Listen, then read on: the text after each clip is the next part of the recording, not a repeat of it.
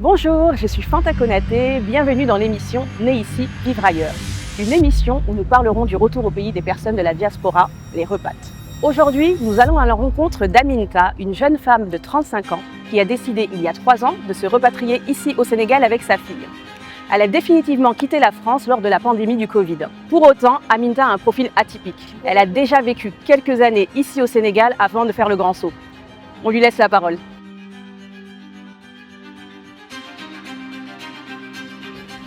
Bonjour Aminta. Coucou Fanta, comment tu vas? Bon écoute, moi je vais bien. Super. écoute, merci déjà d'être venue sur le plateau de Né ici, vivre ailleurs. Avec plaisir. On a eu l'occasion d'échanger à plusieurs reprises, toi et moi. Ton profil super intéressant.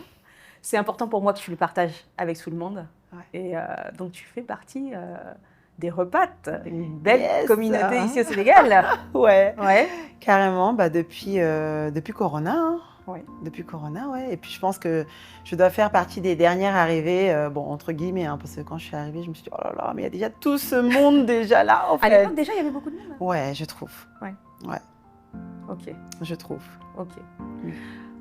Ce monde-là, quand tu es arrivé à l'époque du Corona, vous connaissez vous êtes une communauté que vous connaissez, tu les connais tous ou, Beaucoup, on se voit à pas mal d'événements. Après, je ne les connaissais pas du tout. Moi, les gens que je connaissais, c'était plus des locaux. Moi, j'ai un réseau, on va dire, très local, dans le sens où j'ai grandi ici. J'ai fait l'école ici, dans une école sénégalaise. Donc forcément, quand j'arrive et que j'entends qu'il y a tellement de ripates, de gens qui reviennent de France, de je ne sais d'où, je me dis « Ah ouais, en fait, ils sont nombreux en vrai. Ouais. » Donc voilà, ça a complété un peu, on va dire, mon réseau de base. Je t'ai mis dans la catégorie ripates, mais toi, ton profil est très atypique. Hein. Moi, j'adore, perso. Bon, explique-nous en fait un peu pourquoi ton profil est atypique, même si tu viens d'introduire un tout petit peu, mais explique-nous pourquoi. Alors, je pense que quand tu dis atypique, tu fais référence au fait que déjà j'ai grandi ici, comme je disais tout à l'heure. Mais tu es née en France? Je suis née en France, voilà. Je suis née à Poitiers. J'ai grandi ici pendant 5-6 ans, suite au décès de ma mère quand j'avais 6 ans. Du coup, j'étais à Rufisque. Donc, pour tous les Rufisquois qui passent par là, voilà. Et j'étais dans une école sénégalaise. D'accord. J'ai adoré l'école, les 3 dauphins, Madame Abourisk, paix à son âme, qui est décédée entre-temps, la directrice. Du coup, voilà. Et puis, sinon, quoi dire d'autre? J'ai mon réseau d'enfance qui aujourd'hui m'aide sur énormément de choses, notamment sur ce que je fais ici au Sénégal par rapport à mon entreprise. C'est mes premiers conseillers, clairement. Et puis sinon, j'ai beaucoup voyagé aussi et moi-même, j'ai été expatriée plusieurs fois dans le monde, en fait. Tu avais le statut d'expat, pas de repate. Voilà. Alors, quand je dis expat, c'est vraiment, j'ai vécu 1 an à Londres, j'ai vécu 1 an aux Canaries, j'ai vécu 6 mois en Inde, en Argentine 6 mois. D'accord. Donc, en fait, je me suis moi-même mise dans des situations où j'étais complètement dans mes retranchements et clairement, oui, ça fait complètement sens en fait avec ce que je fais derrière. Tu es familière avec les départs à l'étranger en tout cas. C'est ça. Donc pour toi, c'était juste une formalité. Une suite logique. Voilà, exactement. Donc j'entends que tu es installée depuis le Covid. Ouais. Donc toi, tu as quitté la France quand ça n'allait pas en France et tu t'es dit, allez, au soleil. C'est ça. En fait, je me dis, nos parents se sont bien battus déjà. Enfin, ils ont subi des trucs un peu plus compliqués, les boulots, on va dire, très terre à terre, voilà, à l'étranger. Ils ont dû se battre et respecter énormément de règles, de lois pour pouvoir avoir leur nationalité. Et je pense que nous, enfants d'immigrés, on a cette chance. Et en fait, on ne s'en rend même pas compte à quel point les parents ont dû galérer, en tout cas il y a certaines années. Et c'est vrai qu'aujourd'hui, on en profite, mais sans trop en profiter. En fait, je pense que beaucoup oublient qu'aujourd'hui, c'est un luxe d'avoir une double nationalité. Dans le sens où, si demain ça pète en France, je me barre ailleurs, en fait. Ouais. Alors qu'un Français pur souche ne peut pas en dire autant. Ouais. Demain, si ça pète en France parce que, je ne sais pas, le président a chauffé notre ami Rostov, tu vois ce que je veux dire, c'est compliqué. Oui. Là, il y a de quoi avoir des sueurs froides. Donc, voilà. Donc, je pense qu'il faut en profiter et c'est aussi une liberté de pouvoir se dire aujourd'hui je suis là, demain je suis là. Il n'y a pas de fin en soi en fait. Et nos parents nous ont donné cette chance-là, donc il faut en profiter. Pendant la période du Covid, excuse-moi, mais il faut que tu nous donnes tes motivations. Parce qu'aujourd'hui, on est dans une ère où beaucoup parlent du retour au pays. J'ai l'impression que c'est à la mode. Tu me contrediras si je me trompe. Mais beaucoup souhaitent en tout cas faire ce retour au pays. Donc il faut avoir des motivations pour y revenir. Il ne faut pas se dire du jour au lendemain, bon, il fait beau, je reviens en Afrique. Mais clair. toi, alors, quelles étaient tes motivations? À part le Covid, parce que je pense qu'on a tous fait, on a tous voulu partir. Non, c'est clair. Alors bon, moi, le fait d'être maman, en fait, ça m'a beaucoup changé. Faut commencer par là et dire clairement les choses.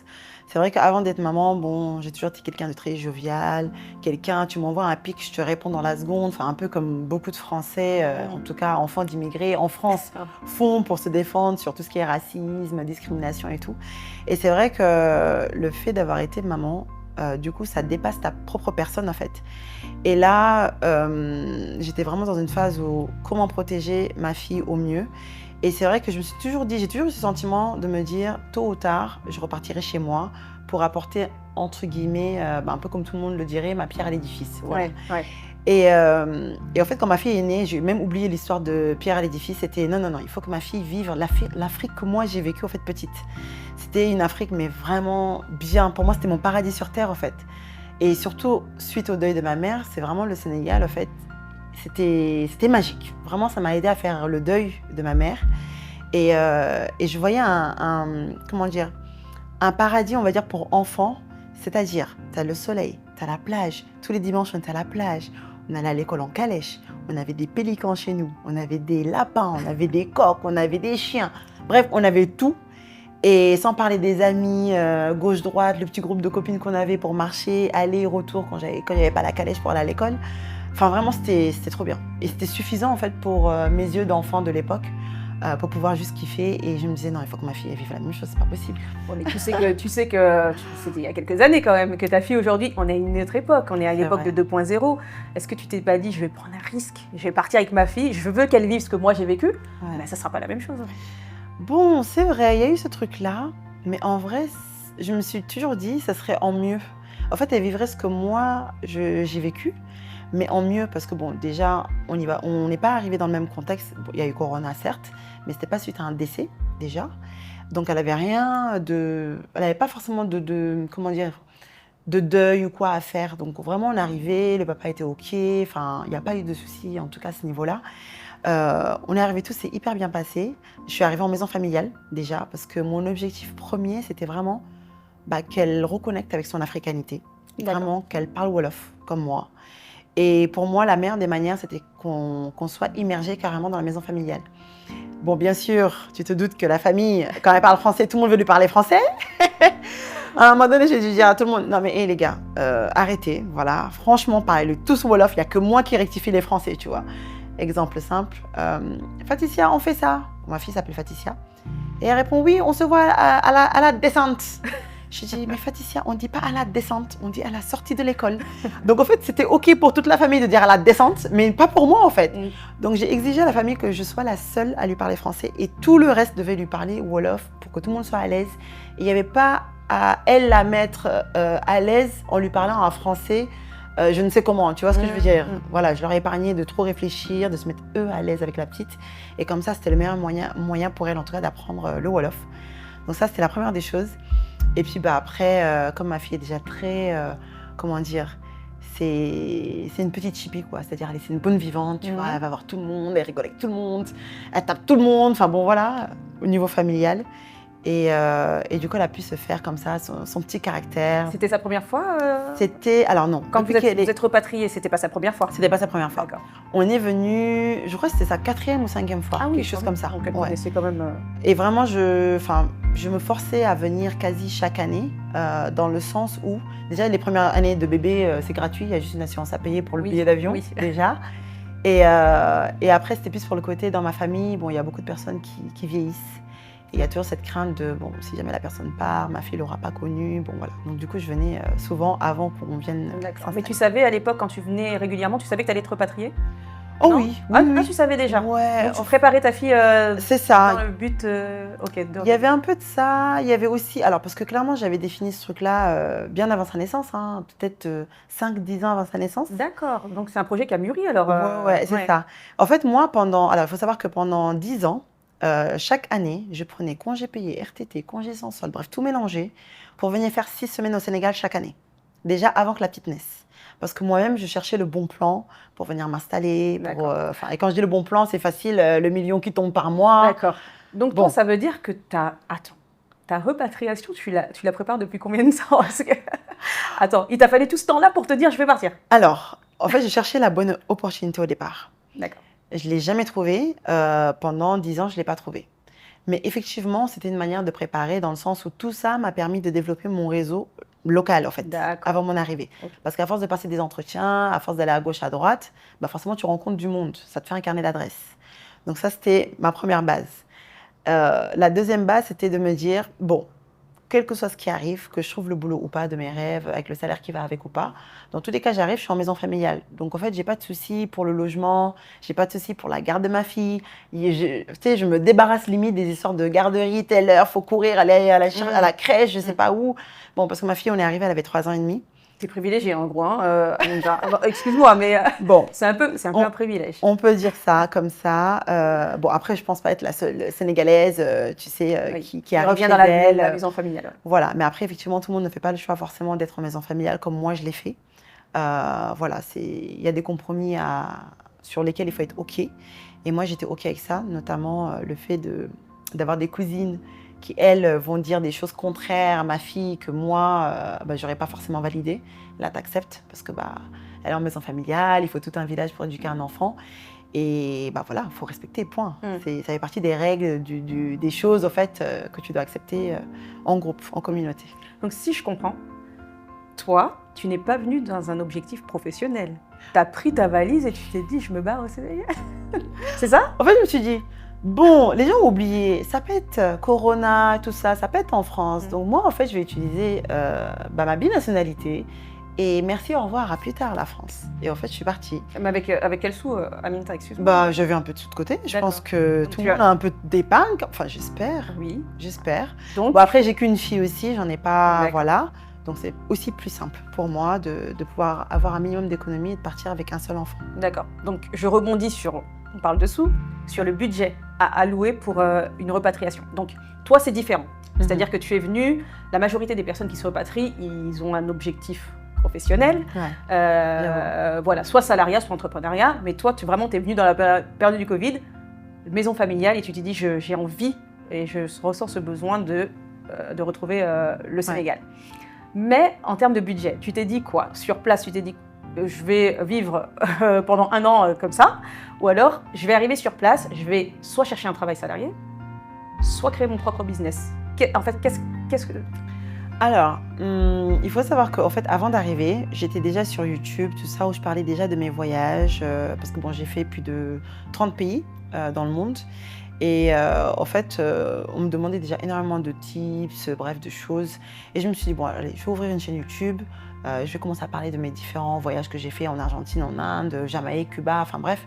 Et en fait, j'ai commencé comme ça. Mais je savais qu'en arrivant au Sénégal, en plus en plein Corona, je savais que forcément ça allait intéresser, que les gens allaient se dire non mais comment ça, Kédougou, Saint-Louis, en plein Corona, enfin genre c'est quel Corona qu'il y a au Sénégal, tu vois. Et en fait en arrivant j'avais déjà mon matériel, donc dans ma tête j'étais là en me disant allez je vais continuer à vlogger, montrer le Sénégal en tout cas à travers mes yeux et je vais me trouver un boulot à côté une fois que j'aurai fait mon tour du Sénégal. Et en fait c'est comme ça que je suis arrivée, j'ai fait exactement ce que je voulais comme prévu. Et en fait, quand je me suis dit, allez, là, c'est bon. Donc, effectivement, j'avais un peu d'argent en arrivant. Ça rejoint l'épargne dont je parlais tout à l'heure. Et à un moment donné, quand l'épargne a bien commencé à dégringoler, sachant que bon, j'avais pas non plus de loyer à payer, j'étais en maison familiale, aussi. Pour rappel, je me suis dit, allez, là, on va se calmer. Et là, j'ai commencé à faire jouer le réseau. Voilà. Et c'est là où j'ai commencé à travailler sans souci, tout s'est enchaîné. Limite, je démissionnais d'un poste pour aller sur un autre. Ici au Sénégal? Ici au Sénégal. T'avais pas de problème pour trouver Franchement, non. Le travail? Non. À chaque fois, j'ai voulu... salarié, ouais. À chaque fois, j'ai voulu bosser, j'ai jamais de soucis. Et t'as utilisé quoi comme canal pour pouvoir postuler? Beaucoup le réseau. Après, voilà, t'as des tips genre LinkedIn. Mais c'est surtout le réseau. C'est surtout le réseau. Surtout le réseau. Donc ça veut dire que le réseau, je rebondis sur le réseau, une personne qui souhaite se repatrier, son réseau, elle doit se la créer avant? ou arriver une fois sur place? Parce que c'est différent. On a beaucoup échangé, toi et moi. Il y a le réseau de repat. Ouais.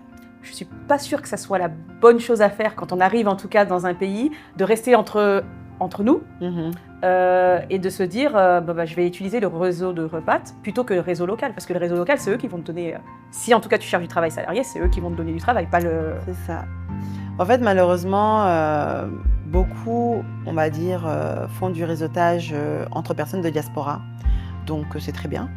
Ça peut être une partie du réseau qu'il faut se faire au Sénégal, mais ça ne fait pas tout, en fait. D'accord. Et je pense que les gens oublient qu'ils arrivent dans un pays où il y avait d'autres personnes avant les ripats, tout simplement. Oui. Tu ne peux pas arriver quelque part et ne pas vouloir des ripats, de ne pas vouloir des locaux, du moins.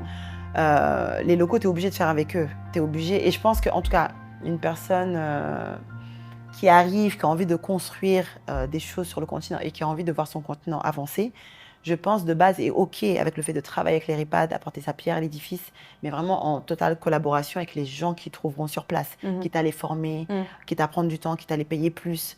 Mais après, c'est vrai que tout le monde n'arrive pas avec cette mentalité-là, ou en tout cas le disent mais le font pas. Et moi, je vois en tout cas, il y a clairement les ripats, on va dire, noirs, les ripats blancs, et tu as les locaux. Et en fait, le mélange ne se fait pas aussi facilement que ça. Parce que les gens, enfin, si je dois juste prendre les expats, donc pour dire les ripats blancs dont je parlais tout à l'heure, ce sont des personnes qui vont aller dépenser leur argent, qui vont dépenser des faciles 100 000, 200 000 en une sortie. Alors que, par exemple, les expats noirs ou ripats noirs ne pourraient pas se permettre. Parce que forcément, ils sont tous entrepreneurs dans le sens où ils veulent développer le continent et ils veulent faire des vraies choses dans le pays. Alors que peut-être les expats ripats blancs, alors je dis bien ripats blancs, parce qu'il y en a, il ne faut pas croire qu'il n'y a que des noirs. Il y a des gens qui ont grandi ici sur des générations. Il y a des Français, ils sont à la 4e génération au Sénégal, des Libanais, enfin voilà. Donc moi je les considère comme ripats blancs, quel que soit, ils ont beau partir à l'étranger faire leurs études. Quand ils reviennent, pour moi c'est même plus des expats, c'est des ripats blancs. Ils reviennent chez eux, là où leurs grands-parents ont commencé à investir et tout ça. Et forcément c'est plus facile pour eux parce qu'ils ont déjà une bonne base. Mais ce que je veux dire par là, c'est que quand on voit les expats, par exemple, souvent ils viennent avec des grosses sociétés internationales, ils viennent juste faire leur boulot, ils prennent leur salaire et puis derrière, ils n'ont pas forcément envie d'investir ou d'acheter ou quoi. C'est pour ça que je pas encore tout le monde. Les expats et les repats. Là, on est bien sur de la repatriation. Parce que les expats, c'est un statut qui est différent. Oui, complètement, ouais. Donc le réseau, on parlait du réseau. Moi, j'ai envie de parler du réseau parce que c'est important pour une personne qui veut se repatrier. S'il n'a pas de réseau, pour moi, c'est pas possible. Qu'il se le crée avant ou qu'il se le crée après, sans réseau, la repatriation elle va être très difficile, très compliquée. En fait, alors pour donner juste un exemple, parce que c'est vrai que parler comme ça peut ne pas être clair pour beaucoup. En fait, pour moi, il y a réseau et réseau. Donc tout à l'heure, je parlais du réseau des ripats. Il y a le réseau à se faire localement, donc des gens qui sont là depuis des années. Par exemple, je trouve important, quand on arrive dans un pays, d'avoir par exemple minimum un contact d'un avocat, un contact d'un policier, un contact, je sais pas, d'un juriste, d'un procureur, voire d'un notaire, par exemple. Ça, c'est le minimum. Oui, mais ça a l'air simple, ce que tu es en train de me dire. Parce que tu n'arrives pas ici à l'aéroport, même avec ton réseau, à voir toutes ces personnes-là dans ton carnet d'adresses. Ça ne marche pas comme ça. Non, mais ça se fait, effectivement. C'est pas automatique. Mais c'est juste pour dire aussi, c'est beaucoup plus facile d'avoir accès, par exemple, à ce genre de personnes-là. Même au niveau du gouvernement, c'est beaucoup plus facile, je trouve, d'avoir accès à ces personnes-là qu'en France, par exemple. D'accord. Ici, tu peux avoir beaucoup plus facilement accès à des ministres parce que tu les vois à des événements, parce qu'ils sont assez accessibles, parce qu'en fait, culturellement, au Sénégal, on a une culture où on est très proche des gens. Enfin, on a besoin en tout cas d'avoir cette personne physique pour lui parler, pour échanger.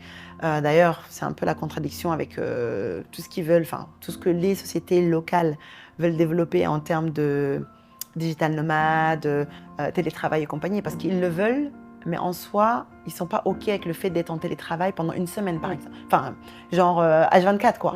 Ça va être, oui, tu es en télétravail, mais une journée ou 2 journées, ou peut-être 3. Mais tout le temps, non, on n'en veut pas. Alors que ça se dit des entreprises digitales, enfin bon, voilà. Donc c'est un peu compliqué. Et c'est vrai que culturellement, les gens ont encore besoin d'avoir ce contact. Et ça fait que tu as beaucoup de hautes personnalités, on va dire, que tu peux avoir accès facilement, alors qu'en France, c'est pas du tout possible, quoi. Ça va être des gardes du corps, ça va être des choses, non, tu rentres pas, c'est sur liste, c'est sur truc, alors qu'ici, c'est un peu moins... C'est plus accessible, en fait. C'est plus facile, ouais. Oui, c'est plus facile, mais il faut connaître les bonnes personnes ici. Bien sûr. En tout cas, un minimum... Alors, c'est ça. En fait, il y a aussi ce truc au Sénégal où on va dire c'est mieux d'avoir la connaissance de la personne que de laisser la personne, par exemple, suite à une histoire ou quoi. C'est-à-dire, même suite à une embrouille, quel que soit le sujet, les gens vont toujours vouloir garder un bon rapport, dans le sens où on ne sait jamais demain, tu pourras peut-être m'aider, et on va essayer de partir quand même sur une bonne entente, tu vois, que de partir en restant carrément sur nos grands chevaux, en mode c'est bon, je te parle plus, limite les gros mots qui vont avec, et enfin bon, tout ça c'est culturel. Donc, pour revenir sur la partie réseau dont on parlait, faut vraiment faire attention. Il y a réseau et réseau. Donc, il faut aussi bien avoir des personnes de l'écosystème local, qu'il faut avoir des personnes REPAD comme nous qui sont là. Mais il faut aussi savoir que dans son réseau, comment dire, souvent c'est donnant-donnant. Il n'y a pas de réseau où, comment dire, où tu vas me donner et il n'y a rien en retour. Quand on parle de réseau, c'est qu'il faut qu'on puisse s'entraider. Et ça, il faut être OK avec. Parce que beaucoup ne le pensent pas comme ça. Et après, ils sont choqués quand, je ne sais pas, par exemple, un jour, tu m'as donné ça et l'autre te demande ça. Tu vois. Et c'est là aussi, il faut faire attention. Parce que selon le raison qui peut être bon ou mauvais, on peut te demander un bras, alors que toi, tu avais juste demandé, je ne sais pas, un tout petit truc, quoi. Ah ouais. Donc, il faut faire gaffe aussi, quoi. La repatriation, c'est de la gymnastique. Tout à fait. Gymnastique mentale, hein. On est d'accord. Mais on va finir sur le réseau parce que voilà. Il y a beaucoup de salons qui se créent, en tout cas, quand on est en France. Parce qu'aujourd'hui, comme je disais, je ne sais pas si c'est à la mode, à tort ou à raison, en tout cas, la repatriation ici au Sénégal, mais beaucoup d'afro-descendants aujourd'hui regardent vers l'Afrique, parce que l'Afrique, c'est l'avenir, regardent vers l'Afrique et on a beaucoup de salons qui aujourd'hui se créent sur Paris. On va vous aider à rentrer, on va vous expliquer comment rentrer. Tu ne trouves pas ça dangereux d'assister à tous ces salons? Est-ce que ça peut servir aux personnes qui veulent, mais est-ce que ce n'est pas aussi dangereux de pousser les gens à rentrer, sachant que tout le monde n'est pas fait pour la repatriation? Alors, moi, je dirais il y a deux choses. Il y a effectivement, tout le monde n'est pas fait pour vivre en Afrique, déjà, qu'on se dise clairement les choses. Et même si on est africain d'origine, par exemple, le Sénégal qu'on a laissé il y a 10-20 ans n'est pas le Sénégal d'aujourd'hui. Voilà, il y a des choses... Tout comme le Sénégal des vacances n'est pas le Sénégal Tout à fait. Du quotidien. Donc, c'est-à-dire, il y a l'aspect, les infrastructures, tout ça, mais il y a aussi les mentalités qui ont évolué. Et pas forcément toujours dans le bon sens. Après, tout dépend, voilà, on peut faire un tri selon les valeurs, les mœurs et tout. Donc ça, il faut déjà le savoir. L'autre chose, c'est beaucoup veulent vivre l'Afrique, mais par procuration. Et au fait, ils ne se rendent même pas compte de ça. C'est-à-dire, ils vont voir, par exemple, toi, moi, sur nos réseaux respectifs, en mode « Oh là là, elles vivent comme ci, elles vivent comme ça ». Donc, ils ont envie de vivre la même chose, mais ils ne vont pas être OK avec, par exemple, tous les inconvénients que nous, on va supporter ici localement. Exemple, tous les travaux du BRT, on a subi. Les embouteillages, Dakar, on a subi. La poussière, on a subi. Des fois, on a des pics. On dépasse les niveaux de pollution qu'on peut avoir à Paris ou je ne sais où, même peut-être au niveau mondial, même je dirais. C'est-à-dire, tout le monde sort avec des masques, c'est arrivé, et l'air est hyper pollué. Et il y en a, ils ne supporteraient pas. Il y en a, ils auraient des allergies. Il y en a, ils ne veulent pas de ça. Au contraire, ils veulent rester dans leur petit confort et tout. Et ils veulent venir quand tout est OK. C'est-à-dire quand tout sera OK, comme en France, bien avec les pavés, bien avec tout ça. Mais après, moi, ce que je me dis, c'est comment tu veux on va dire, venir t'installer, par exemple, en Afrique, quel que soit le pays qu'on décide. Bon, là, on parle du Sénégal, en l'occurrence, parce que c'est ce qu'on connaît, sans y mettre les mêmes motivations ou les mêmes moyens que quand toi, tu partais en Europe. Pourquoi ça devrait être plus facile, en fait? Genre, au nom de quoi? Tu vois des gens qui veulent partir en Europe, ils s'endettent auprès de tout un village, tout leur village, pour avoir je ne sais combien sur leur compte bancaire et pouvoir avoir le visa et partir. Donc, c'est-à-dire, vraiment, ils ont préparé leur truc pour l'Europe, mais ils ne veulent pas le faire pour l'Afrique. Alors que l'Afrique, il faut se dire les choses, ça peut coûter plus cher qu'en Europe. Après, peut-être que les gens ne sont pas aussi au courant de ça et que les gens restent dans leur truc de non, c'est l'Afrique, c'est forcément moins cher. Mais pas du tout, en fait. C'est là où je vais rebondir sur... du coup, on va parler un peu d'argent. C'est important. Allons. Donc, avant de parler d'argent, j'aimerais d'abord, dans un premier temps, te demander... Donc toi, tu es venue, comme on en parlait au début, tu es venue avec ta fille. Comment s'est passé, comment le papa l'a pris, en fait, le fait que tu sois venue ici avec ta fille, déjà, dans un premier temps? Alors, il faut savoir que le papa, du coup, est sénégalais. Et du coup, il n'y a eu aucun souci pour venir au Sénégal, dans le sens où il a aussi ses parents ici et que pour lui, c'était top. Sa fille allait voir ses parents vieillir et tout ça. Donc, vraiment, il n'y a eu aucun souci. Au contraire, il était très content. Bon, très content. Bon, bah super. En tout cas, nous, on apprécie. Mais au niveau de tes parents, du coup, ta famille proche, frères et sœurs, oui. Ils sont tous en France ou ils sont ici? Alors, parce que tu parlais de maison familiale, mais peut-être que ouais. ta famille proche n'est pas là. En fait. Tout à fait. Ouais. Alors, famille nucléaire, comme on aime bien dire en France. Donc, mon père, donc comme je disais, j'ai perdu ma mère jeune. Donc, du coup, il va me rester mon père, mes frères et sœurs, la belle-mère. Du coup, ils sont tous en France. Moi, je suis la seule qui me suis installée aujourd'hui au Sénégal. Mais il faut dire aussi une chose, ils viennent, enfin, depuis que je suis installée, ils viennent tous régulièrement. D'accord. Ils viennent tous régulièrement, ils sont tous là à vouloir en tout cas savoir comment ça se passe pour moi, est-ce que ça se passe bien. Là, par exemple, mon frère, il est là, ça va faire 6 mois. Mon père, il est rentré il n'y a pas très longtemps, il avait fait 4 mois. Ma sœur est là pour 2 mois. Donc bref, ils tournent en fait. Donc si je comprends, c'est ce qui te permet de tenir.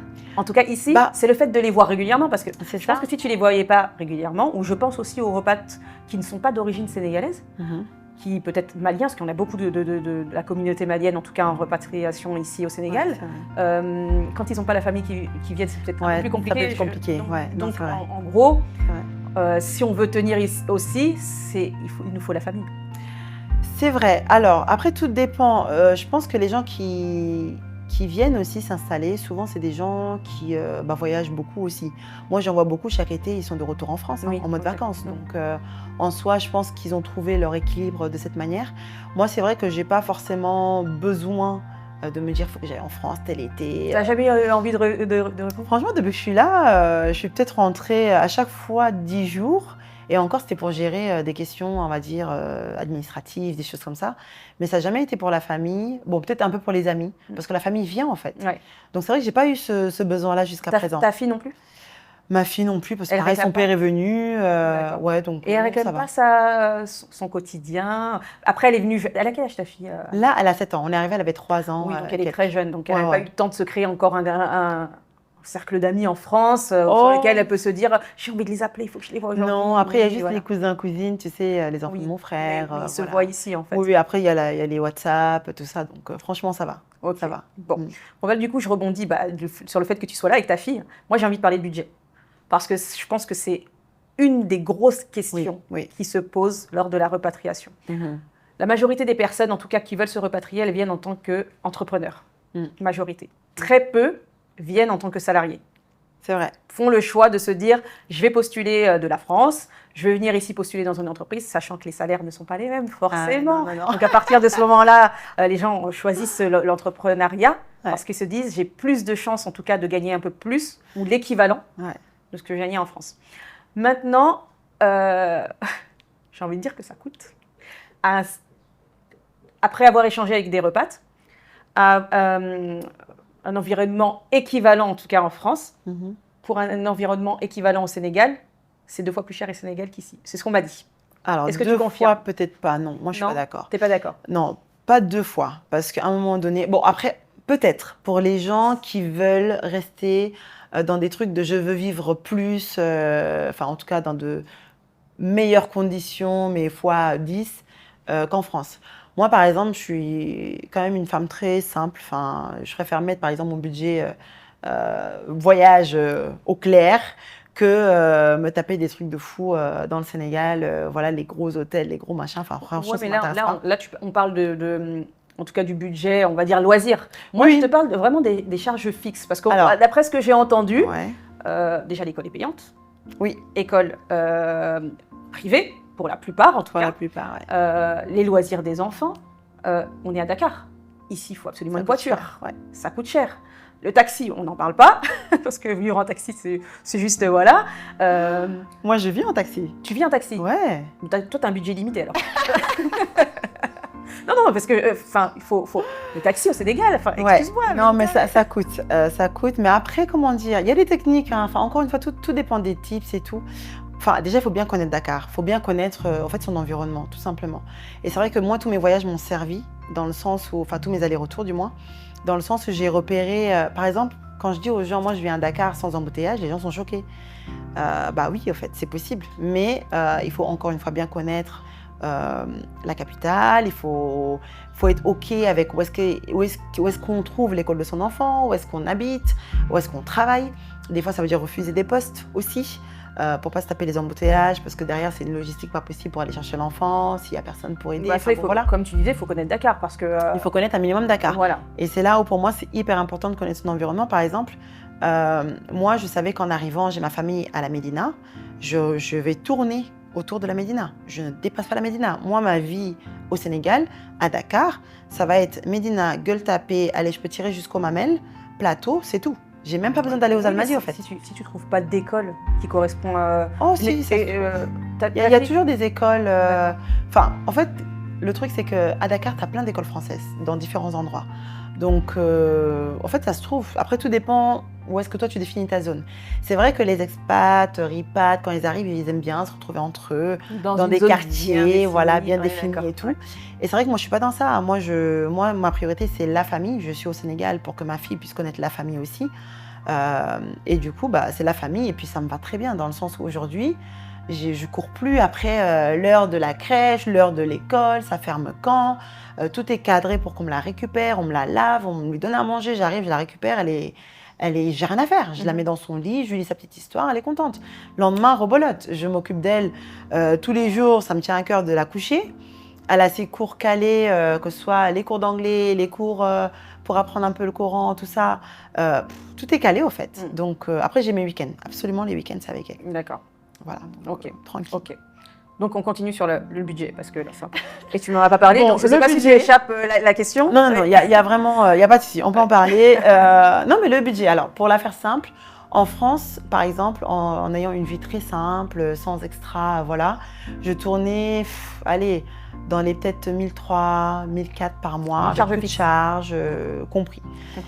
Aujourd'hui, je suis à un peu plus. Après, ça dépend d'un mois à un autre. Je peux être à 300, 400 euros de plus par mois. Mais c'est OK. Bon, après, j'ai un enfant, je suis seule avec ma fille. Et puis, je n'ai pas forcément besoin, en tout cas dans l'organisation que j'ai actuellement, je n'ai pas forcément besoin de quelqu'un pour m'aider, pour me faire à manger, pour faire mon ménage. Je le fais toute seule. Après, c'est vrai que beaucoup, quand ils arrivent, c'est « il me faut la nounou, il me faut la personne pour me faire à manger, il me faut le gardien ». Tu vois, il leur faut tellement de choses qu'au final, le budget, oui, il grimpe direct. Moi, dans ma façon de vivre, je gère tout ça toute seule, pour l'instant.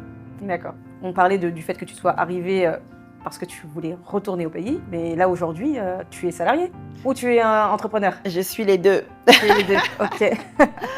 Donc, je suis les deux dans le sens où, en fait, faut pas... C'est vrai que c'est une erreur que beaucoup de personnes font en arrivant. Et d'ailleurs, en accompagnant les gens, je leur dis clairement, en fait, il faut arrêter avec le « je suis ça » ou « je suis ça ».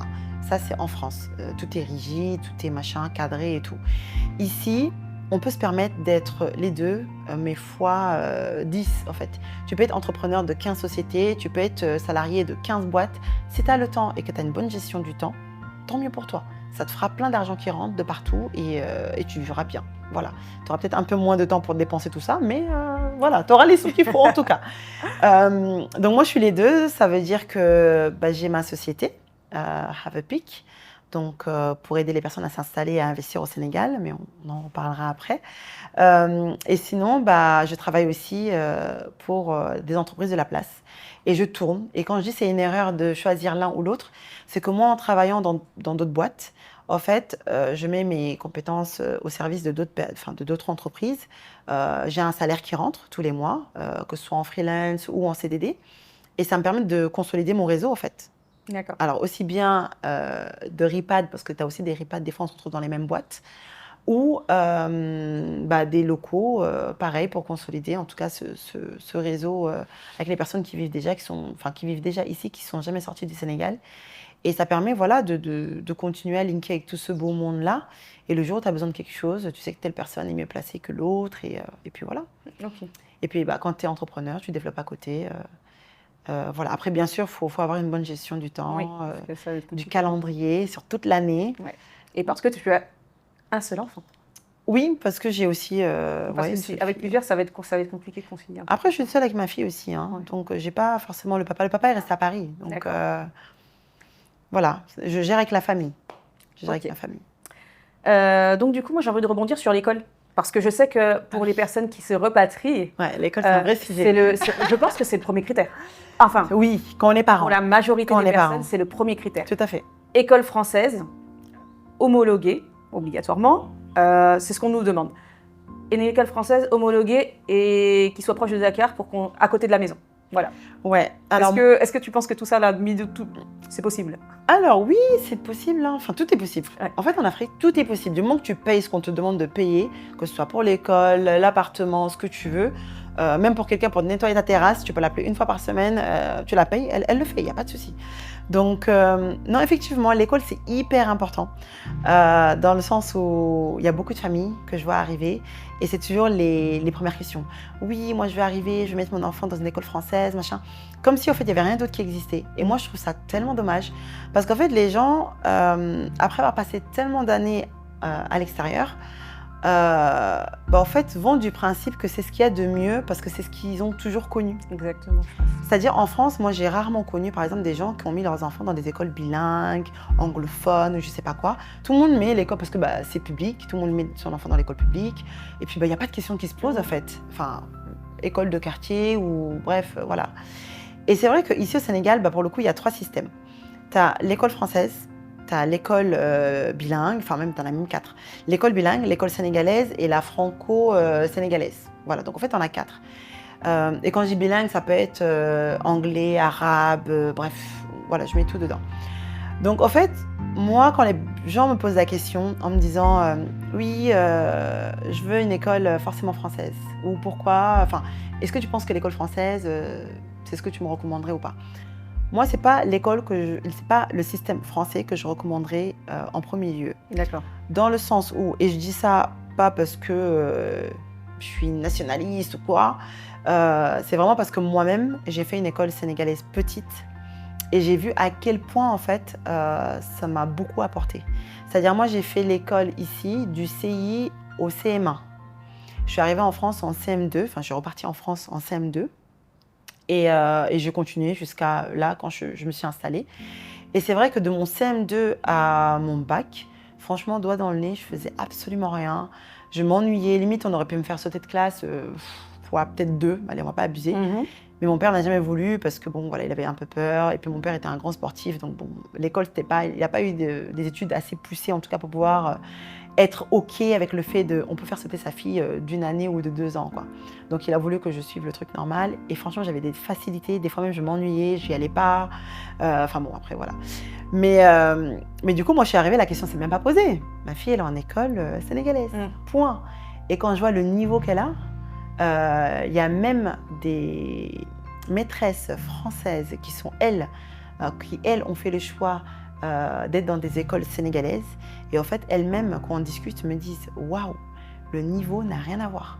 Moi, ce que je vois du niveau en France et du niveau dans des écoles sénégalaises ici, les enfants sont chargés, ils ont des sacs hyper lourds, ils ont énormément de devoirs à rendre. Ma fille, par exemple, qui est en CP, elle connaît toutes ces tables de multiplication jusqu'à la table 11. Elle est en CP, elle sait lire les nœuds, les feux, TPH, les AI, enfin tu sais, des trucs en CP, des fois, il y en a qui savent même pas lire. Elle, tout ça, elle connaît.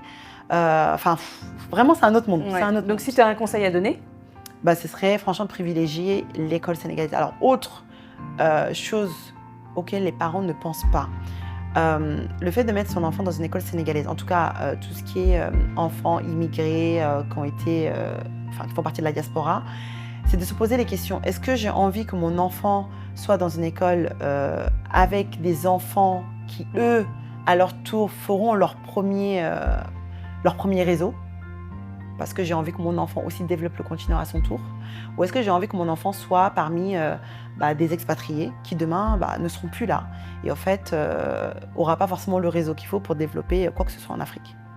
Donc c'est-à-dire rebelote. En fait, on remet le problème que nous on rencontre en arrivant, moi je peux même ne pas me mettre dedans en vrai, mais qu'en tout cas beaucoup de ripads rencontrent pour se construire un réseau, alors qu'ils auraient pu éviter ça à leurs enfants en fait. Et ça, beaucoup n'y pensent pas. C'est important de rebondir sur l'école, sur le fait que, bon, toi tu conseilles, en tout cas c'est ton expérience personnelle, et puis, voilà, on accepte, hein, mais c'est important de rebondir aussi sur le fait que les personnes choisissent l'école française, parce que en tant que, que Français à l'extérieur, les Français qui se repatrient ont droit à une bourse. Oui. Et pour ça, il faut que ça soit une école française, homologuée française. C'est peut-être pour ça aussi que la majorité des personnes, des repatriés, choisissent l'école française. Oui, après, chacun fait comme il veut. Mais je pense que quand on arrive avec tout l'engouement d'apporter sa pierre à l'édifice, de mettre ses enfants dans de bonnes conditions. Alors quand je dis bonnes conditions, il y a l'aspect financier, leur payer tout ce qu'ils veulent et tout. Mais je pense qu'il y a aussi l'aspect, éducation, qu'il ne faut pas minimiser. Et même s'il y a les bourses ou quoi, moi j'ai préféré quand même mettre ma fille dans une école sénégalaise parce que je me dis, je veux que demain elle ait des facilités. Et si demain on repart en France ou ailleurs, je veux qu'elle soit la première de sa classe. Je veux pas qu'elle soit juste une enfant parmi tant d'autres, qui c'est juste, on va dire, qu'à un niveau normal, mais pas plus. Aujourd'hui, elle commence à faire des divisions avec des vrais chiffres, genre 3 chiffres, 1 chiffre, au diviseur et au dividende, à la main, sans calculatrice. Elle est en CP, encore une fois, elle a 7 ans. Donc voilà, après c'est des choix que les parents font et ça se respecte, j'ai aucun souci avec ça. Mais voilà, c'est juste des questions qu'il faut se poser et auxquelles les parents ne pensent pas souvent. Et souvent, quand moi j'en parle, ils sont là, mais ouais, mais t'as raison, j'avais pas pensé à ça. Oui, donc après c'est l'expérience qui parle. Oui. Alors Aminta, moi on arrive à la fin, hein, bien entendu. Moi j'ai une dernière, pas une dernière question, excuse-moi, mais on va parler aujourd'hui tu es revenue dans la maison familiale. Je pense qu'aujourd'hui, après 3 ans, tu n'habites plus dans la maison familiale. Non. Alors, on va parler de la location, de l'achat ou de la construction. Toi, aujourd'hui, tu te situes où? Alors, pour précision, moi, je suis arrivée, je suis restée 1 an et demi dans la maison familiale, mais c'était par choix, dans le sens où je voulais absolument que ma fille maîtrise absolument le Wolof le plus rapidement possible. Et puis bon, ça coïncide avec l'école sénégalaise derrière pour appuyer encore plus ce qu'elle aura appris.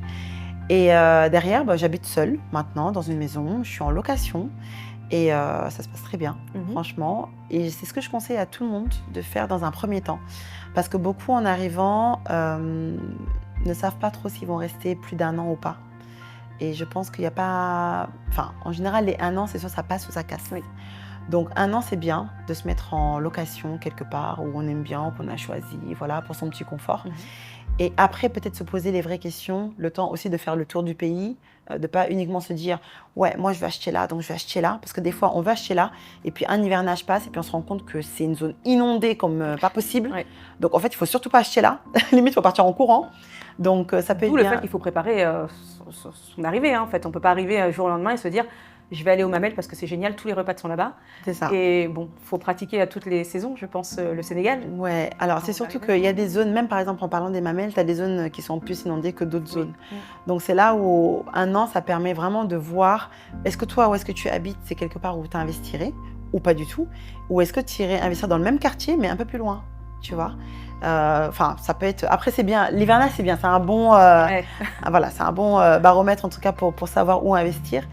Et c'est là où, voilà, pour moi, 1 an, c'est parfait. Tu connais un peu les gens, tu te fais ton petit réseau, tu vois si tu as envie d'être près de ta copine ou pas, qui a investi là ou pas, pourquoi ici et pas ailleurs. Enfin, bon, voilà, donc... Et la construction, non? Tu conseillerais pas? La construction... Parce que la majorité des personnes, en tout cas, afro-descendantes, dans leur esprit, il faut qu'ils soient propriétaires.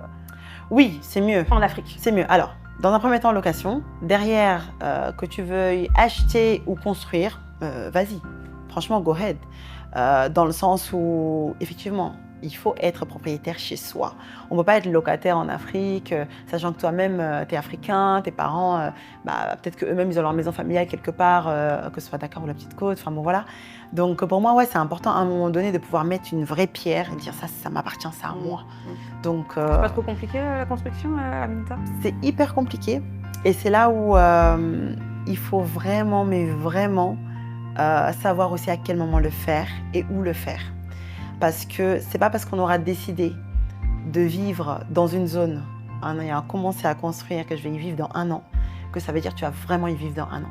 Il y a tellement de choses qui peuvent se passer entre-temps qu'il faut être OK avec le fait de je peux ne pas y vivre dans 1 an comme prévu, même si l'argent est là.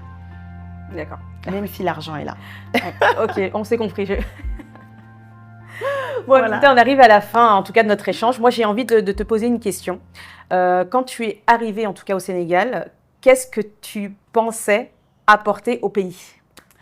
Alors, excuse-moi, je te coupe. Ouais. C'est important que je développe parce que les personnes de la diaspora, ou les afrodescendants en tout cas, qui rentrent au pays, ou même qui viennent passer les vacances, on n'a pas forcément une bonne réputation.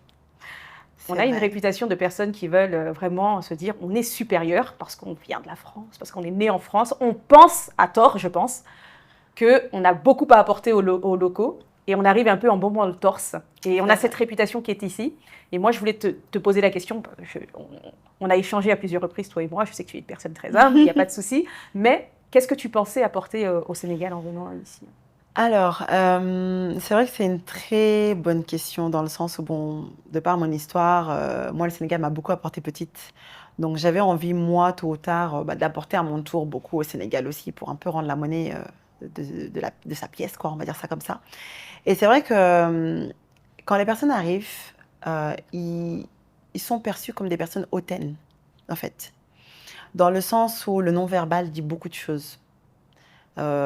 L'intonation quand tu parles à quelqu'un. Nous, on se parle rapidement comme ça, c'est notre débit normal. Oui. En tant que femme, tu parles pas comme ça, hein, sénégalais. Il va te dire, mais tu te prends pour qui?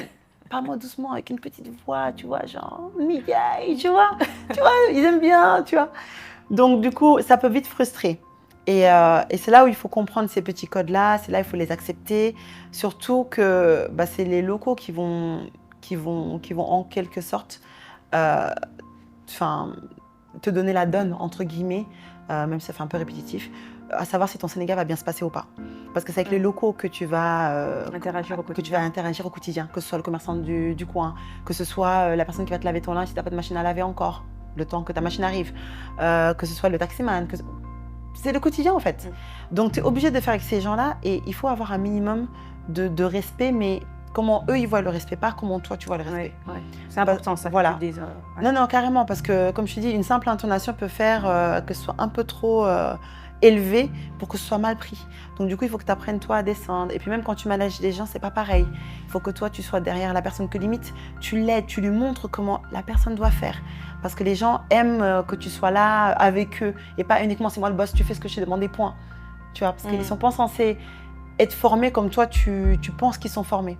Beaucoup sont formés, par exemple, je ne sais pas, des comptables, comme disait, je ne sais plus, Myriam, sur une de mes interviews sur ma chaîne, elle disait, il y a beaucoup de comptables qui sont formés à être comptables, mais qui n'ont jamais utilisé Excel. Des choses comme ça. Mais du coup, il faut être au courant, il faut le savoir, il faut avoir la patience pour accompagner la personne. Donc, pour revenir à ta question, moi, ce que je pense apporter au Sénégal, c'est déjà, je pense, créer de l'emploi. Je le fais déjà à ma petite échelle à travers ma société Have a Pic, donc qui est là pour aider les personnes, donc toutes les personnes de la diaspora qui veulent s'installer au Sénégal, qui veulent investir au Sénégal. Donc je les aide sur ce volet-là, enfin sur ces 2 volets-là. Donc j'ai le site internet haveapic.fr pour les personnes qui veulent juste aller voir par curiosité à quoi ça peut ressembler.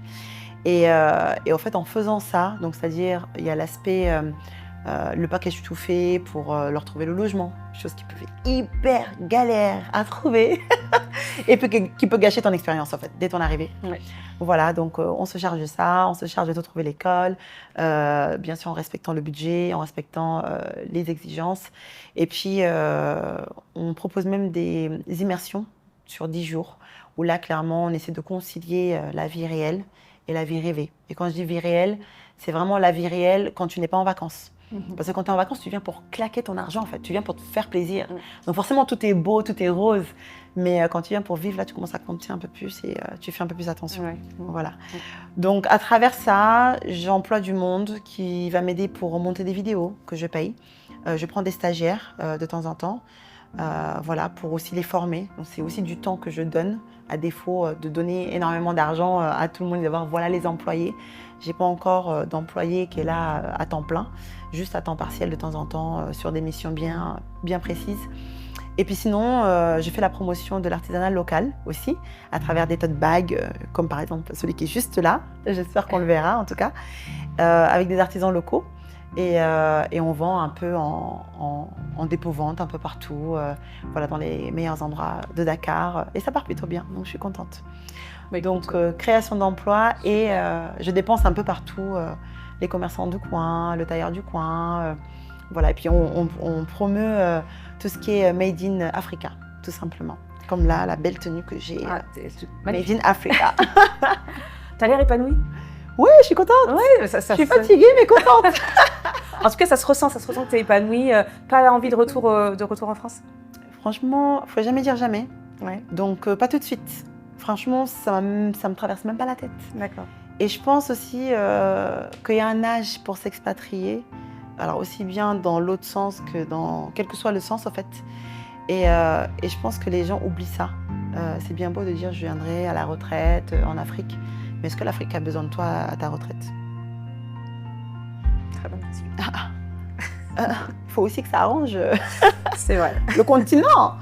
Donc je pense qu'il y a un âge pour s'expatrier, pour immigrer, bref, quel que soit le terme qu'on utilise, dans un sens ou dans un autre. Et moi, je pense que, en tout cas, toutes les personnes que j'ai installées aujourd'hui sont, pour la plupart, plus âgées que moi. Donc, je pense qu'ils ont compris que c'était peut-être le moment de revenir en Afrique, ou en tout cas construire quelque chose, voilà, et pas forcément attendre la retraite. Mais après, voilà, c'est pas tout le monde aussi qui a cette réflexion-là, et beaucoup vivent juste en se disant, je reste dans mon petit confort, je suis bien comme ça. Et s'ils sont bien comme ça, tant mieux pour eux. Voilà. Ok. Alors, on arrive à la fin de toute façon. Une anecdote plus ou moins heureuse, avec une fin plus ou moins positive ou négative. Ouais. Alors, une anecdote. Ah, j'en ai une. Une anecdote. Quand on parle beaucoup, par exemple, des nounous, des aides ménagères, des bonnes, que les gens sont là à faire des faux débats pour moi sur les réseaux en mode il ne faut pas dire bonne. En oubliant que, en fait, au Sénégal, quand on dit bonne, c'est pas méchant en fait, c'est pas le péjoratif comme on peut l'employer en France. Bonne au Sénégal, il faut savoir que déjà le français, ça doit être une langue nationale du pays, mais c'est pas tout le monde qui a été à l'école et qui parle le super bon français de France. Les gens vont dire bonne en parlant français, mais sans l'aspect péjoratif qui va avec, comme en France. Donc il faut accepter le bon des millions de Sénégalais, sachant que toi tu arrives de ta France, tu connais l'aspect péjoratif, mais pour moi tu n'as pas à juger le mot bonne, comment il est utilisé, surtout de la part d'un local. Et ça les gens l'oublient. Donc pour moi il y a une grosse partie d'adaptation que beaucoup ne prennent pas en considération et je trouve ça dommage en fait. Donc pour moi c'est pour ça que je dis c'est des faux débats. Donc pour revenir à l'aide ménagère, la bonne, ou bref, quel que soit le terme que les gens sont à l'aise d'utiliser. Moi, il faut savoir que quand j'étais petite, j'avais une bonne, une aide ménagère, qui vivait avec nous et qui était comme une maman de substitution pour moi. Et cette dame est restée avec nous pendant les 5-6 années au Sénégal. Elle nous aidait à tout faire. Vraiment, c'est elle qui m'a aidée pour, on va dire, comment me débrouiller aux toilettes, comment me laver en tant que femme, enfin bref, des trucs de filles, en fait, de futures femmes. Et j'ai perdu contact, parce que bon, j'avais 6-7 ans en quittant le Sénégal. Et en fait, j'avais perdu son contact pendant des années. Et clairement, depuis que je suis de retour, je la cherche, je continue à la chercher. J'ai été à Saint-Louis, on m'a dit elle est vers Saint-Louis. Donc si jamais la vidéo va jusqu'à Saint-Louis, j'espère la retrouver si elle me reconnaît. Et c'est juste pour dire en fait que quels que soient les débats qu'on peut voir sur les réseaux, si jamais en tout cas les gens qui regardent cette vidéo voient ce genre de débat, il faut savoir qu'au Sénégal, cette dame par exemple, pour moi, fait partie de la famille. On a beau dire oui, ma bonne, ou dire son nom, mon aide ménagère, bref, quel que soit, c'est quelqu'un de la famille. Et c'est quelqu'un qui m'a tellement gravé, qui m'a tellement marqué, elle est gravée dans mon cœur, que je recherche encore en fait. Donc, et j'espère la trouver rapidement, voire même faire connaissance avec ses enfants et tout. Donc c'est juste pour dire que ce sont des gens qui font partie mais intégrale de la famille. Et il n'y a aucune connotation péjorative ou quoi. Donc vraiment, quand vous entendez bonne ou quoi, ne soyez pas choqués. Au contraire, essayez juste de comprendre que ce sont des gens qui font partie des familles, des personnes qui en parlent. Et parce qu'elles sont respectées, parce qu'elles mangent avec les gens, parce qu'elles dorment avec les gens, elles se lavent avec les gens, enfin bref. Et elles vivent aussi tous ces moments qui peuvent être durs avec cette même famille en fait. Donc, quelles que soient les définitions que vous pouvez entendre ou comment les gens peuvent en parler, juste gardez peut-être, genre moi, ce que je suis en train d'expliquer là, ce souvenir-là. Et voilà, donc c'est mon anecdote que je raconte depuis enfant et maintenant, ouais, je continue à la chercher, quoi. Un conseil que tu pourrais donner à une personne qui souhaite se rapatrier? Have a Peak est là, tout simplement. Clairement, c'est devenu une mission de vie, dans le sens où je pense être la meilleure personne placée pour accompagner toutes ces personnes qui arrivent, dans le sens où je parle Wolof, dans le sens où j'ai vécu ici des années, j'ai un réseau de plus de 20 ans. Donc pour faire un petit récap, tu as un business aujourd'hui qui permet aux personnes d'accompagner les personnes qui souhaitent se repatrier au Sénégal pour l'instant. On va ouvrir bientôt sur la Côte d'Ivoire. Voilà. Mais ce que tu sais mieux faire en tout cas, c'est de partager, mettre à contribution toi ton expérience, ta propre expérience. Je trouve que c'est génial parce que avoir une personne qui parle Wolof, qui nous conseille un peu sur où aller acheter tel ou tel produit pas cher et tout ça, c'est génial. Donc voilà, si en tout cas vous écoutez cette vidéo, n'hésitez pas à Have a Peak sur tous les canaux. Elle est très bien. Super. Merci beaucoup. Et alors, dernière question, c'est sûr. Je t'écoute. Moi, on peut rester encore des heures. Qu'est-ce qui pourrait mettre en difficulté une personne une fois arrivée sur place? Une fois arrivé sur place, je pense, déjà il ne faut pas croire que, parce que tout le monde parle français, que en fait, tu vas te la couler douce et que tu vas comprendre le français de tout le monde. Parce qu'en fait, il faut savoir que le français du Sénégalais, ce n'est pas forcément le français de France. Ici, on a un langage à décoder, c'est un langage implicite. On va te dire oui, oui, oui, mais en fait, le oui, des fois, veut dire non. Et ça, il faut le comprendre. Il ne faut pas l'oublier, ou en tout cas, si tu l'entends, il faut garder cette petite probabilité qu'on t'a dit oui, mais en vrai, ça peut être un non. Donc ça, c'est la première des choses. Il ne faut pas prendre tout comme on te le dit ou comme on tu le comprends. La perception peut être différente. Première chose. Deuxième chose qui peut gâter une expérience, c'est la recherche de logement. Dans le sens où on a de tout. On a de tout. On a des logements, tout standard. Standard diaspora, standard américain, standard local, standard maison les bouts. Bref, standard tout. Et tu as énormément d'annonces sur beaucoup de groupes Facebook, beaucoup de groupes tout court, WhatsApp. Donc, il faut faire le tri. Et en faisant le tri, ça peut être beaucoup d'embouteillages en se déplaçant, ça peut être beaucoup de faux plans, ça peut être beaucoup d'arnaques, bref. Et en fait, il faut être conscient de ça.